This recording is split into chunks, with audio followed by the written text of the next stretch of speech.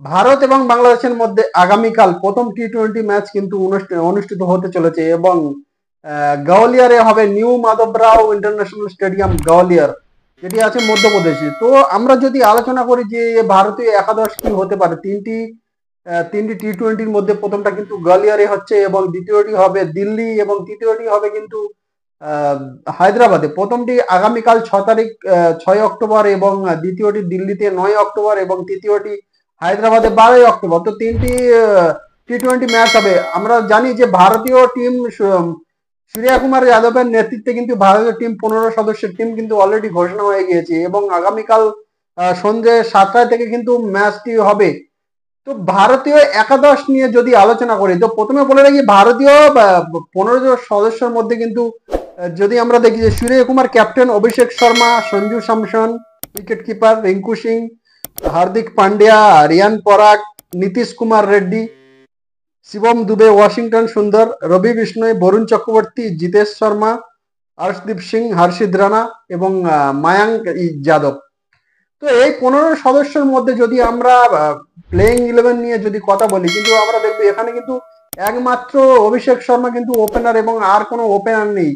সেই অর্থে কিন্তু দেখতে গেলে সঞ্জু স্যামসনও কিন্তু মাঝে সাঝে কোনো কোনো ম্যাচে হয়তো ওপেনিং করে, কিন্তু তিনি আমরা বেশিরভাগ দেখেছি তিনি 1 ডাউন বা 4 নম্বরে কিন্তু ব্যাটিং করে। সেটা আমরা দেখেছি আইপিএল এ রাজস্থান রয়্যালস এর হয়ে কিন্তু তিনি 1 ডাউন বা 4 নম্বরে কিন্তু ব্যাটিং করে থাকেন, তিনি কিন্তু ওপেনিং করেন না।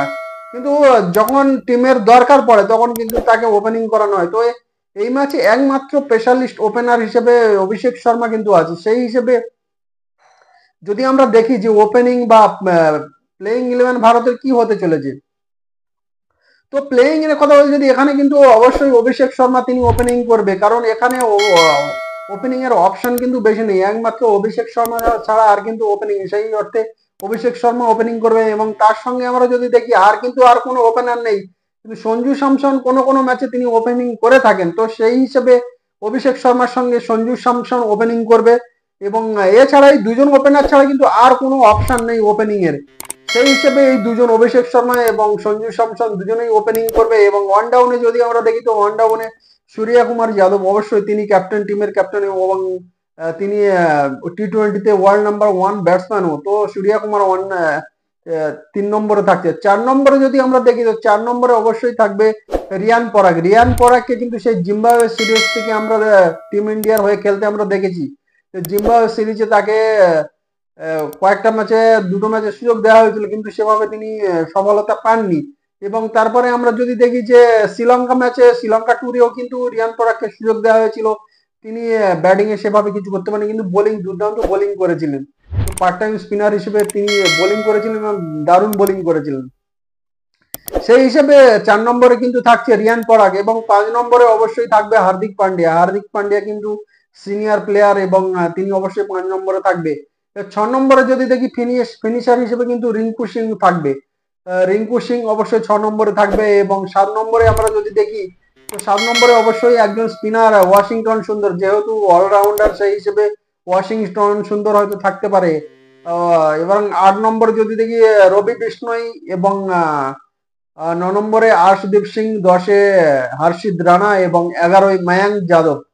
তো তিনজন কিন্তু ফাস্ট বোলার এই টিমে আছে, যে আর্শদীপ সিং, মায়াঙ্ক যাদব এবং হর্ষিদ রানা, এবং দুজন অলরাউন্ডার হার্দিক পান্ডিয়া এবং শিবম দুবে। তো শিবম দুবেকে আমি কিন্তু প্লেইং 11-এ রাখছি না, কারণ যেখানে হার্দিক পান্ডিয়া আছে বা রিঙ্কু সিং এর মতন ফিনিশার আছে, সেখানে শিবম দুবেকে আমরা রিজার্ভ বেঞ্চে হয়তো দেখতে পারি যে হার্দিক পান্ডিয়াকে প্রথমে সুযোগ দেওয়া হবে।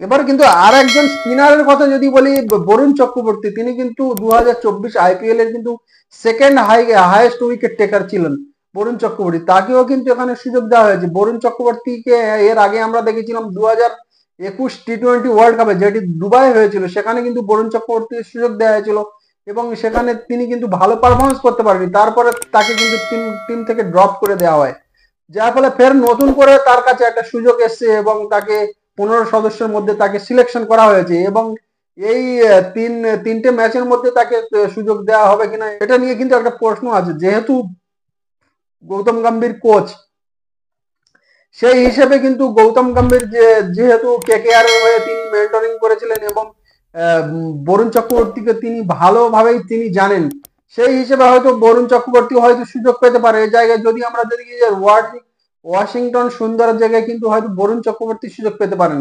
তো ওয়াশিংটন সুন্দর নয়তো বরুণ চক্রবর্তী, দুজনের মধ্যে কিন্তু একজন হয়তো সুযোগ পেতে পারেন। আর তারপরে যদি দেখি আর বাকি টিম কিন্তু সব সেম থাকবে। শিবম দুবের কিন্তু প্রথম প্রথম ম্যাচে কিন্তু প্লেইং ইলেভেনে সুযোগ পাওয়ার কোনো জায়গা নেই বলে আমার মনে হচ্ছে। কারণ যেখানে হার্দিক পান্ডিয়া আছে, রিঙ্কু সিং এর মতন ফিনিশার আছে, সেখানে শিবম দুবের হয়তো প্রথম ম্যাচে জায়গা নাও হতে পারে। আর জিতেশ শর্মা, আর একজন আছে জিতেশ শর্মা কিন্তু এই মুহূর্তে তিনি প্লেইং ইলেভেন তার জায়গা হবে না। কারণ যেখানে opening opening ring Sanju Samson তিনি ওপেনিং করবে এবং উইকেট কিপিং করবে, যে ওপেনার সেই একমাত্র অভিষেক শর্মা ছাড়া আর কেউ ওপেনার নেই। সেই হিসেবে কিন্তু সঞ্জু স্যামসন অবশ্যই প্লেইং ইলেভেন থাকবে এবং তিনি ওপেনিং করবে। সেই হিসেবে জিতেশ শর্মার কিন্তু এই প্রথম ম্যাচে সুযোগ হচ্ছে না এবং তিনি কিন্তু প্রথম ম্যাচে রিজার্ভ বেঞ্চে তাকে বসে থাকতে হবে। তো এই হচ্ছে কি প্লেইং ইলেভেন। যদি দেখি অভিষেক শর্মা এবং সঞ্জু স্যামসন কিন্তু ওপেনিং করবে এবং ওয়ান ডাউনে থাকবে ক্যাপ্টেন সূর্য কুমার যাদব, 4 নম্বরে থাকছে রিয়ান পরাগ এবং 5 নম্বরে হার্দিক পান্ডিয়া।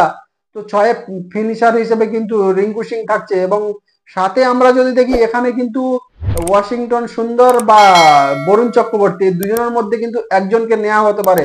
সেই হিসেবে আমি হয়তো দেখতে পারি যে ওয়াশিংটন সুন্দরকে, কারণ ওয়াশিংটন সুন্দর তিনি একটু ব্যাটিংও করতে পারেন, সেই অলরাউন্ডার।